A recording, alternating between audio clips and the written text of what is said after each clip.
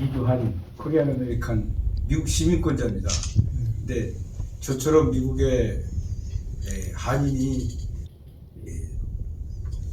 큰 도시를 비롯해서 미 전역에 약 250만 명이 살고 있으니까 숫자는 큰 숫자입니다.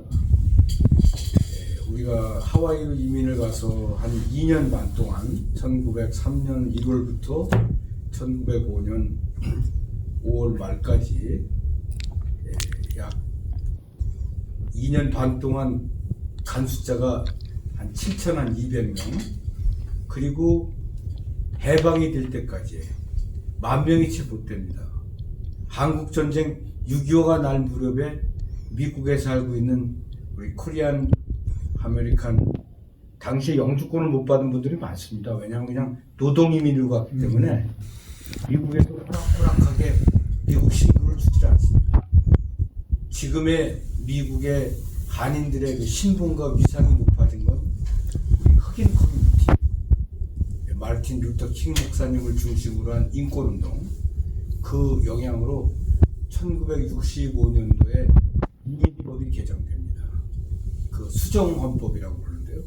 그 미국의 수정헌법에 의해서 소수민족도 이민자들의 미국 합법적인 신분이 해결이 되는 건데요. 우리 이민 선조들도 그런 신분이 없이 오랫동안 사셨죠.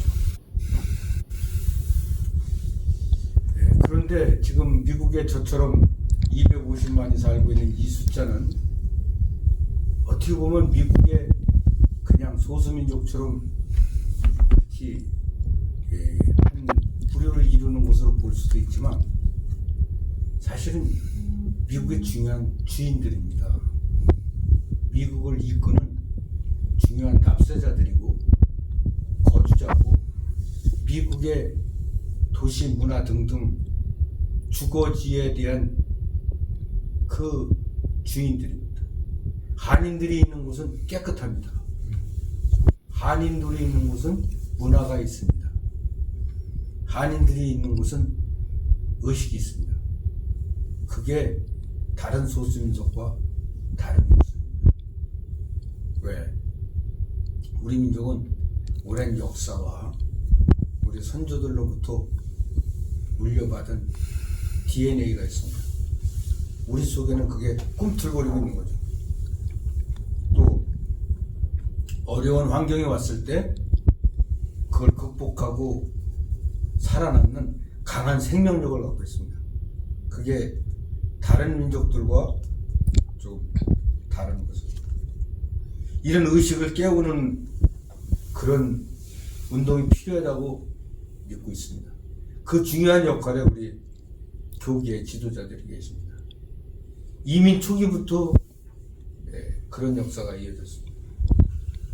그러니까 1902년 12월 22일 날 제물포 인천 그곳에서 하와이로 가는 배를 타는데 사실은 한번 가면 지금처럼 교통과 통신의 수단이 그때는 없던 시절인데, 아주 어둡던 시절인데 그 주위의 권고나 모집 공고에 의해서 막상 노동이민으로 간다고 나서긴 했지만 막상 배를 탔다고 할 때 얼마나 두려움과 착잡함, 그건 이루 말할 수 없죠. 그런데 그 출발하는 그 노동자, 노동하러 가는 겁니다. 여행 가러 가는 겁니다. 그분들을 그 당시에 내리교회 존스 목사님이 축복해 주시고 기도와 위로의 말씀으로 미래에 대한 두려움을 희망으로 바꿔주십니다. 그런 우리 미국으로 우리 민족의 씨를 옮겨놓는 그분들이 떠난 후에 얼마 후에 나라는 망하죠. 강점시대에 나라 없는 백성으로 어렵게 그런데 그 미국으로 옮겨온 그 우리 코리안 그 뿌리와 씨가 나라를 되찾게 되고 오늘의 대한민국을 세우게 되는 그런 근간이 됩니다. 지금은 그런 우리의 이민 역사의 뿌리에서 더 발전해서 이제는 우리가 미국을 경영해야 되는 세력으로 가야 되는 것입니다. 미국의 그 중심에 어느 민족이 있느냐에 따라서 세계의 역사는 달라집니다.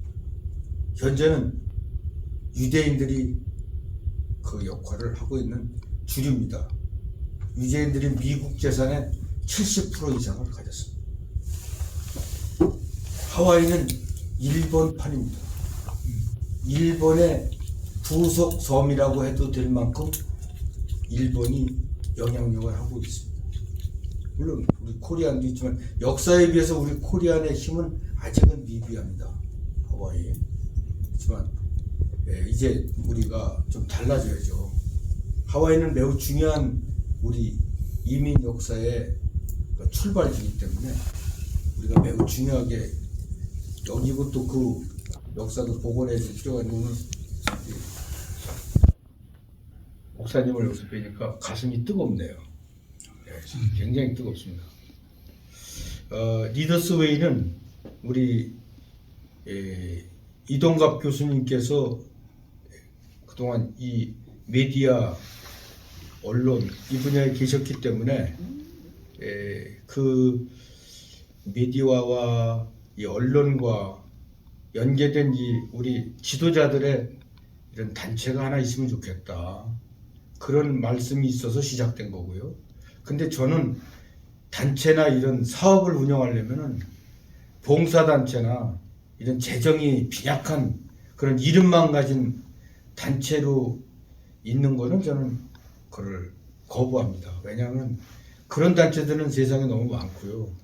그 단체도 다 건수하기 어려운데 또 우리 이동갑 교수님도 하나 더 만들어가지고 그거 한다는 건 제가 찬성하기가 좀 어려워서 한다면 제대로 하자.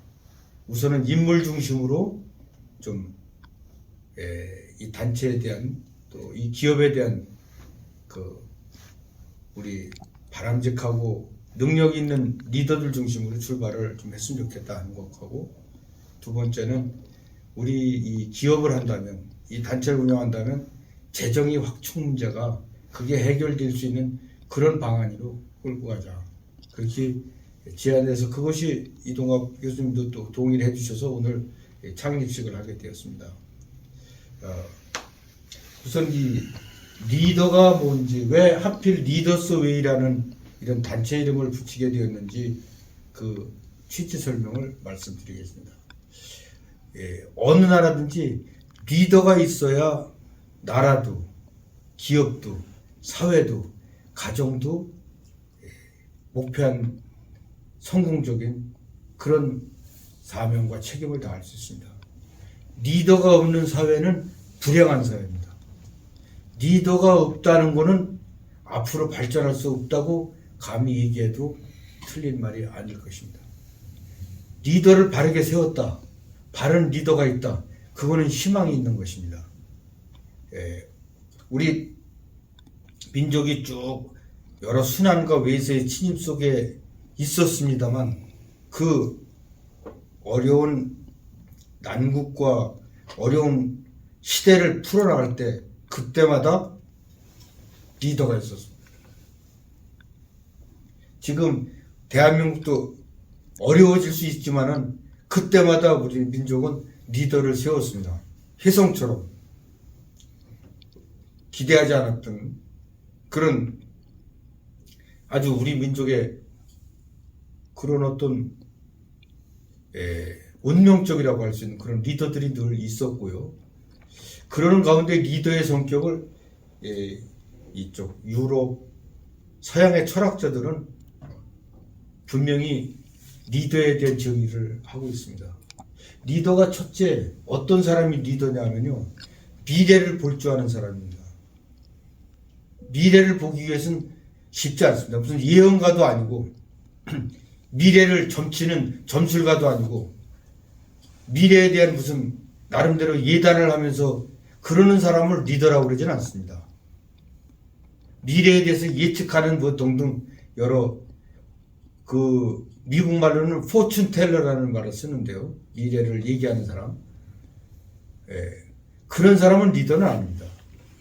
리더는 숨겨진 뒤의 것을 볼 줄 아는 그런 해안 같은 거, 그런 저희 크리스천으로서는 성령님의 인도하심으로 복을 받고 그렇게 가는 건데요. 사람의 능력 이상의 것을 갖는 건데 그런 능력을 가진 사람이 리더입니다. 그럼 그런 사람이 그런 능력을 가졌는가 안 가졌는가 어떻게 평가할 수 있느냐?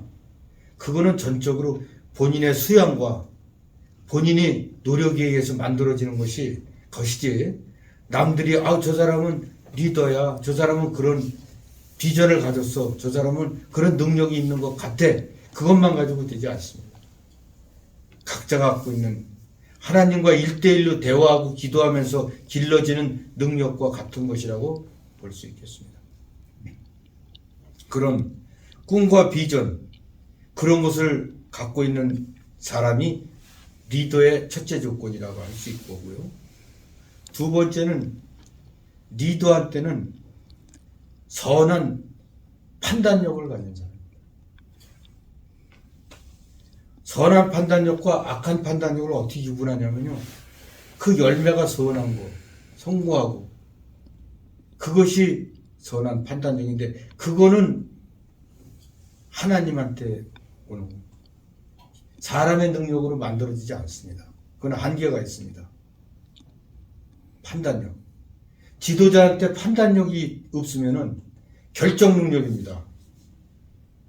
이것이 옳다, 이것이 틀렸다 하고 그 선을 분명히 예스냐 노를 결정할 수 있고 그거를 행동으로 옮길 줄 아는 그런 판단력. 그것이 리더의 두 번째 모습입니다. 리더한테 판단력이 없다고 하면 불행한 겁니다. 잘못된 판단력을 가져가는 리더를 세워서 그와 함께 행동하는 그 많은 그 무리들은 결국은 구렁독에 빠지고 불행한 결과가 되고 말죠. 두 번째 리더의 요소는 이 건전하고 옳은 선한 판단력과 이거를 통한 실천력입니다. 리더의 세 번째 능력은 자기가 결정하고 판단하고 미래를 볼 줄 알고 꿈을 설계할 줄 아는 그거를 말할 수 있어야 됩니다. How to say. 어떻게 말해서 함께하는 사람들을 감동시키고 그네들이 같은 길을 갈 수 있도록 그렇게 방향을 잡아가는 그런 능력을 가진 사람이 리더입니다. 자기가 생각이 많고 또 판단한 것도 많은데 그거를 표현할 줄 모르고 함께 가는 사람을 설득할 수 있는 능력이 부족하면 리더의 자질이 부족하다고 보는 것입니다. 이와 같은 능력과 경험과 그런 사람을, 그런 삶을 살아온 그런 사람들을 우리가 찾아서 그분들의 살아온 삶을 기록으로 해드리고 또 그 기록을 우리 주위에 알려서 많은 사람들이 그 정보와 지식을 통해서 공유하고 그러면서 변화시키는 거죠. 그 사람도 변화시키고 그 사람이 속한 사회도 변화시키고 그 사람들이 사는 공동체를 좀 더 나은 곳으로 변화시켜 바꾸자는 그런 운동인 것입니다. 또 하나는 이 과정을 통해서 차세대들, 젊은 세대들한테 이 바른 길을 알려줘야 되거든요. 교육.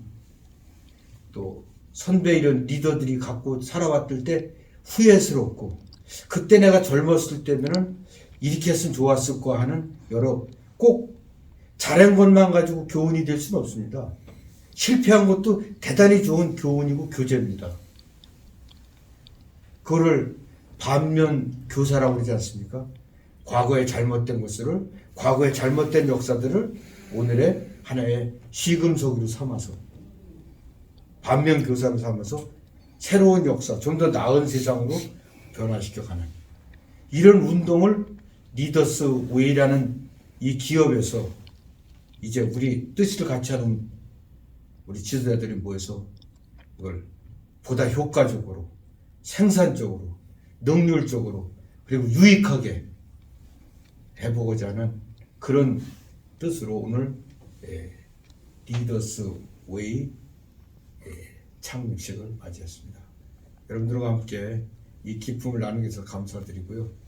또 두고두고 이런 우리의 우정과 사랑을 나누면서 서로 우리가 이 땅에 머무는 동안에 주님께서 축복해 준 이 아름다움을 우리 하나님께 감사 올리면서 함께 지내고 싶습니다. 감사합니다.